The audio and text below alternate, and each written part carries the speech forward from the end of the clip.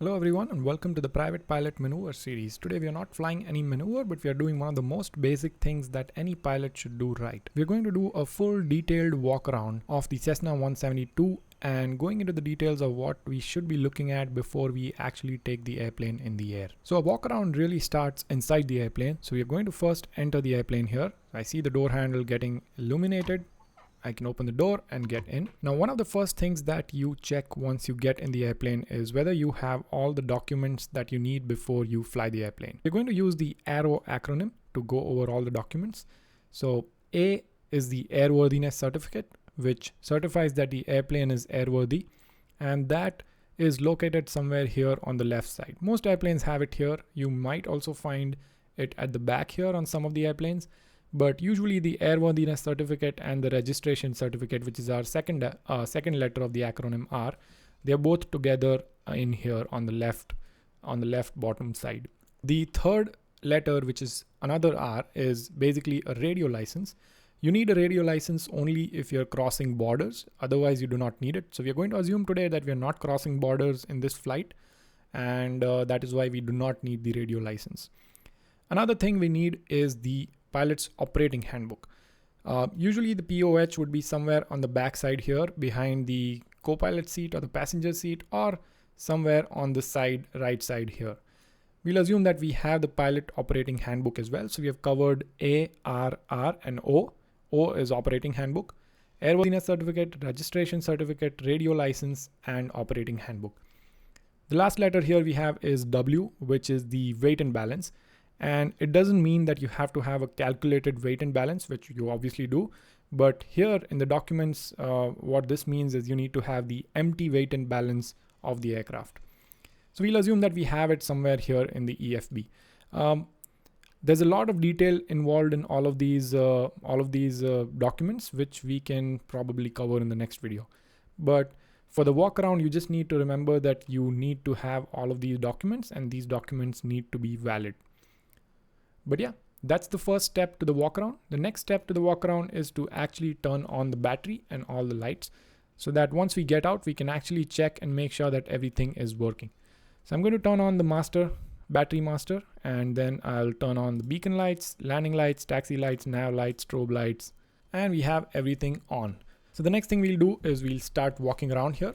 So one of the first things that I usually start with, by the way, we are going to go by how I do it in real world. And also, if you haven't liked and subscribed, please make sure you leave a like on the video. It takes a lot of effort to make these videos. I'm sure you'll find a lot of other videos helpful on this channel.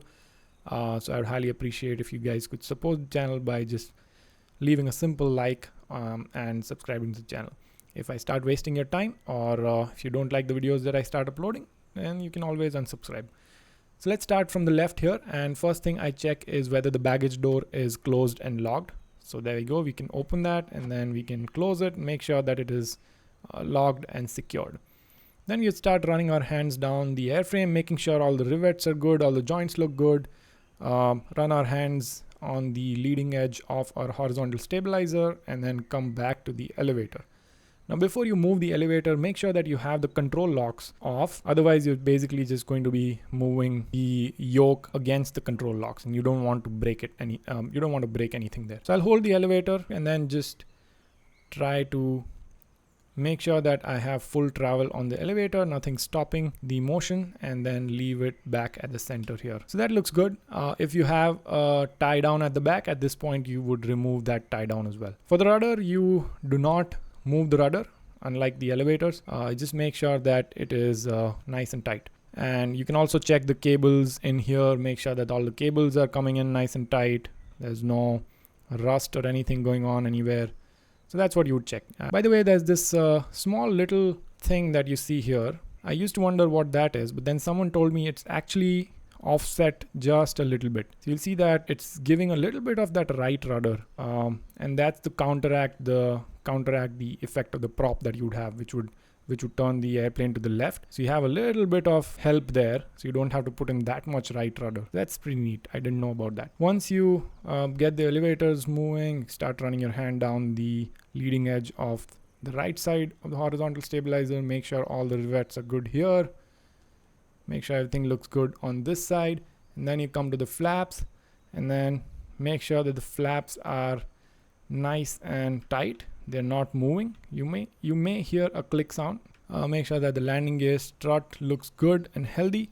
I cannot see the treads on the landing gear here, but you would also make sure that you have deep enough treads on the landing gear and on the tires, and they're not completely worn out. At this point, I would also check this wing strut real quick, make sure that looks good, and then we'll go on the outboard side and see that the strobe light is on, and also the green navigation light is on as well, so that looks good. At this point, what I would do is I would climb on this little stand that you have here. You'd put 1 foot on here and then another feet on this one right here, and then you would actually check the fuel from the top, how much fuel you have, and you would verify that with the fuel reading that you see in the cockpit on the fuel measurement gauge. Another thing that you would do is you would also drain the fuel from this sump right here, from the lowest part of the fuel tank, and make sure that there is no water in fuel. Okay, so once that is done, you would start coming here forward. Make sure that you remove the engine covers here.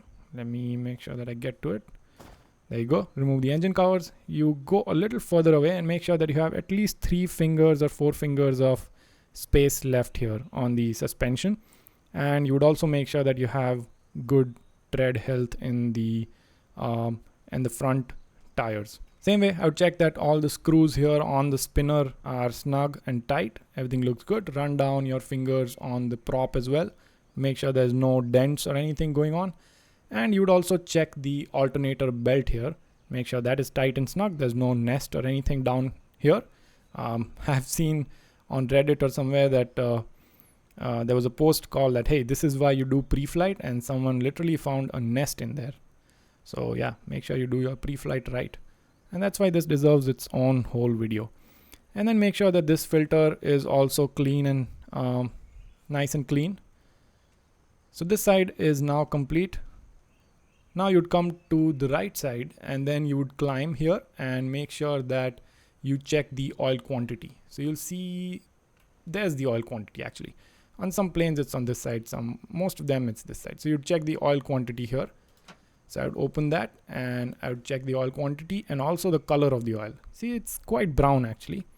So I would say this is probably on the tail end here. We might have to change oil at some point. You can check the POH for your oil quantity. From what I recall, it's supposed to be somewhere in that 6 quarts to 9 quarts. But yeah, make sure you check your POH when you're checking the oil quantity on what is the healthy amount of oil present. I see that the top line here is right there, and we have enough oil. Okay, so that's good.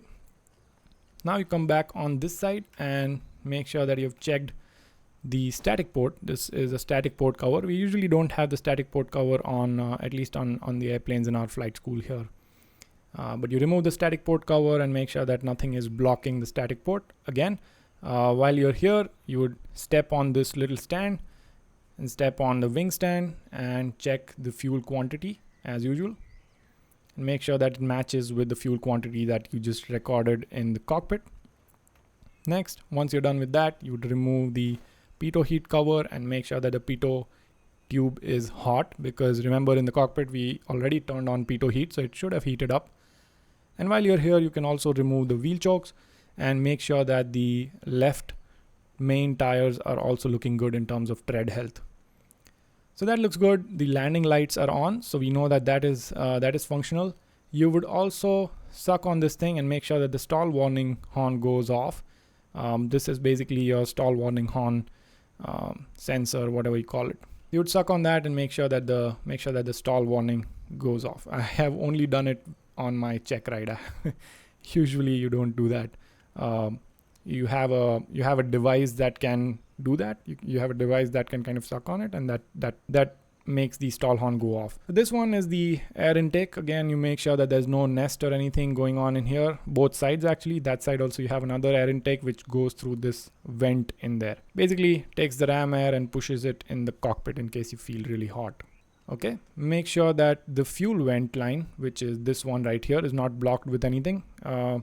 This is basically just a vent for the fuel tank, so that as the fuel tank empties, that rest of the space in the fuel tank is getting filled up with air. Because if you don't have this vent in the fuel tank, you will start choking the engine. You'll not get any fuel, right? Because as the fuel empties, you're not replacing the rest of the fuel tank with air. I think you guys get that. Okay, so you'd come on the far side here, make sure that the strobe light is on and also the red navigation light is on, so that looks good. I would come on this side and then make sure that my aileron has full travel and it looks good. Yep, it looks good. Get back in here. Make sure the left flap is also nice and tight. That looks good as well. Also, you would also take a fuel sample from down here and make sure that there's no water in fuel, especially if it's the first flight of the day. But I would make sure that you do it on every flight. Anyway, hopefully that was helpful for you guys and hopefully that was detailed enough. This is how I usually do my walk around. I also usually have my iPad with a full checklist so that I don't miss anything. Anyway, that is it for this video and thank you all for watching. Please make sure you leave a like and subscribe to the channel and I will see you on the next one.